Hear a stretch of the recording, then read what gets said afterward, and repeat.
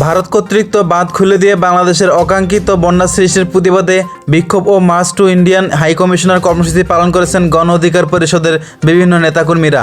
বৃহস্পতিবার 22 আগস্ট রাজধানীর শাহজাদপুরে কনফিডেন্স সেন্টারের সামনে থেকে এই কর্মসূচি ঘোষণা করা হয়। এ সময় আন্দোলনকারীদের হাতে ভারত বিরোধী স্লোগান সম্বলিত নানা প্লে কার্ড দেখা যায়। সেগুলোতে লেখা রয়েছে, রক্ত দিয়ে বানাইছি ঘর, দিল্লি দেখায় পানির ডর, ভারতীয় অগ্রসর রুখে দাও, ফেনী কুমিল্লা ডুবলো কেন, ভারতই জবাব দেয় প্রভৃতি। বিক্ষোভে দলটির নেতারা বলেছেন, ভারত রাজনৈতিক প্রতিহিংসার সীমান্তবর্তী নদীগুলোর বাঁধ খুলে দিয়েছে। এতে বাংলাদেশের 20টি জেলায় ভয়াবহ বন্যা সৃষ্টি হয়েছে। প্রায় 1 কোটি মানুষ এ বন্যায় ক্ষতিগ্রস্ত হয়েছে। আমরা এখন ভারতীয় হাই কমিশনারে যাব, সেখানে জানতে চাইব ভারতের প্রধানমন্ত্রী কেন আগাম না জানিয়ে বাঁধ খুলে দিয়েছে। তারা বলেছেন যে বাঁধগুলো খুলে দেওয়া হয়েছে, সেগুলো আগামী 24 ঘন্টার মধ্যে বন্ধ করে দিতে হবে।